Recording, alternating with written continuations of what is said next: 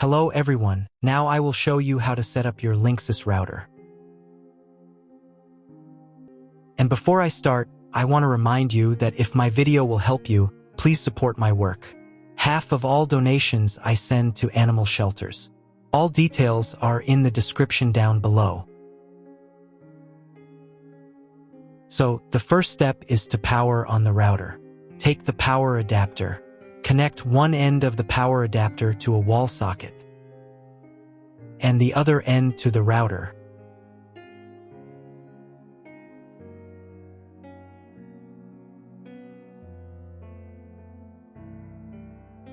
Then press the power button.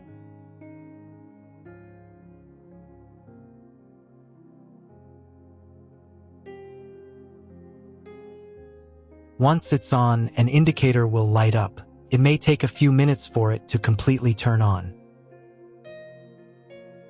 Next, connect the cable from your broadband provider or from your modem to a special internet port.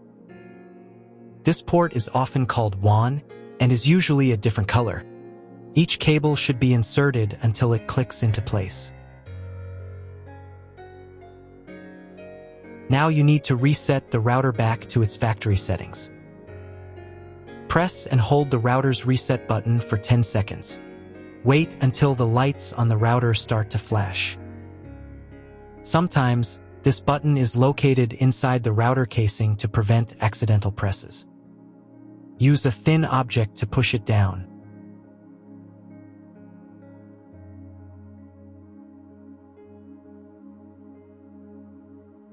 The router will restart, and all the settings will go back to their original factory settings. Plug one end of the Ethernet cable provided with the router into an Ethernet port.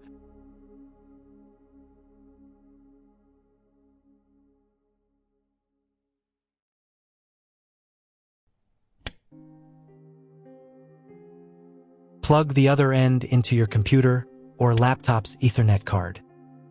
Please wait a few minutes for connection. Great, the router is now connected to your computer. Now you will need to set it up. But before we begin, I will demonstrate an alternative way to connect the router if you don't have an Ethernet cable or your computer doesn't have an Ethernet port.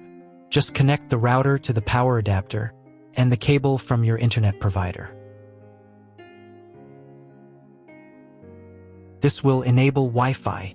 If the router is new and has never been configured, the Wi-Fi network will be named as your router.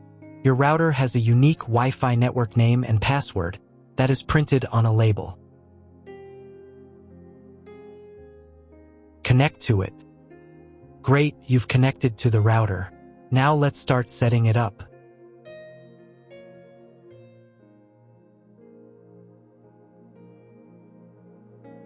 First, open your web browser and visit the URL you see on the screen.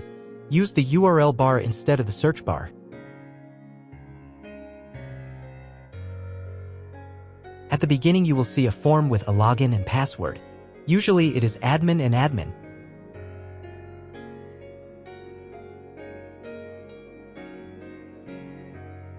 If these credentials are wrong, then find label on your router. The credentials are often printed on the bottom of the device.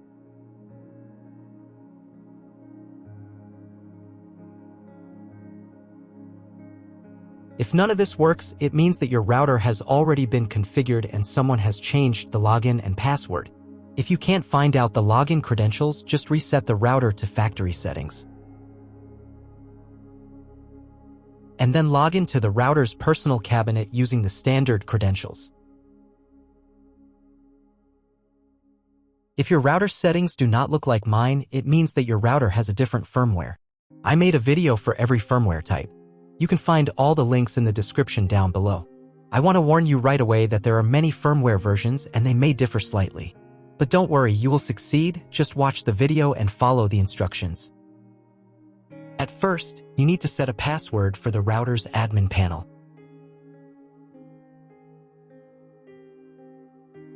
Click on this button. Keep in mind that, depending on your firmware version, some setup steps may be different or appear in a different order. But don't worry, you've got this. Just watch the video and follow instructions. On the first screen, select your time zone. If you're not sure which one to choose, just select any. On the next page, select your internet connection type. This is usually specified in your contract with the internet provider. If you don't know, try clicking on this button for auto detection. The router will attempt to determine the connection type automatically. If detection fails, select Dynamic IP. Depending on the type of connection you selected, the next page might look different from mine. If you chose Dynamic IP, you'll need to select one of the options shown. If your internet provider allows internet access only for a specific MAC address, you'll need to clone the MAC address of your primary computer. If you're not sure, just select Use Default MAC Address. In most cases, cloning the MAC address isn't necessary. But if you don't get internet access after the quick setup, repeat the setup and try cloning the MAC address. On the next page, set a name and password for your future Wi-Fi network.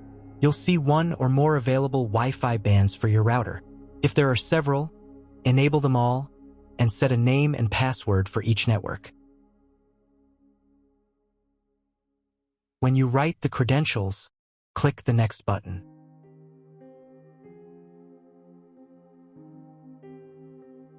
If you were connected to the router via the Wi-Fi network, reconnect to it. On this page, you can configure the TP-Link cloud service. You don't need to do anything here, just click Skip. Next, you'll see a summary of all the settings you've entered. Click this button to confirm.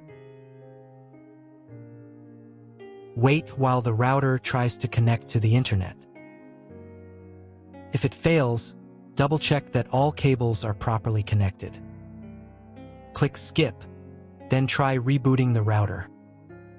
If it connects successfully, check whether the internet is working. Just Google something. If it's still not working, you'll need to reboot the router manually. To do this, go to Advanced.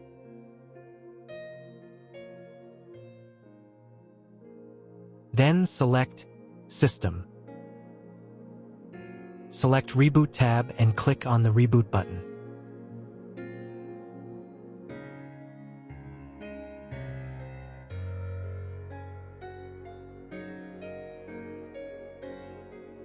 Then check whether the internet is working.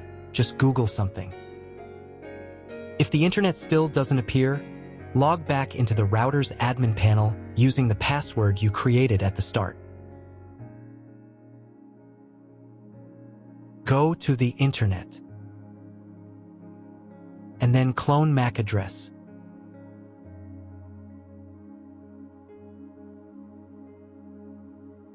Save the settings.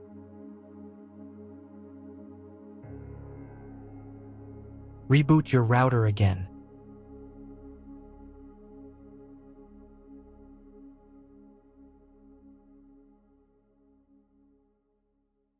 And after a couple of minutes, check internet connection.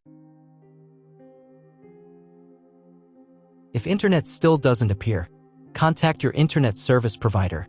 He will tell you what type of connection you have and what other settings you need to do. That's all. If my video was useful, please support my work. I send half of all donations to animal shelters. All the details are in the description below.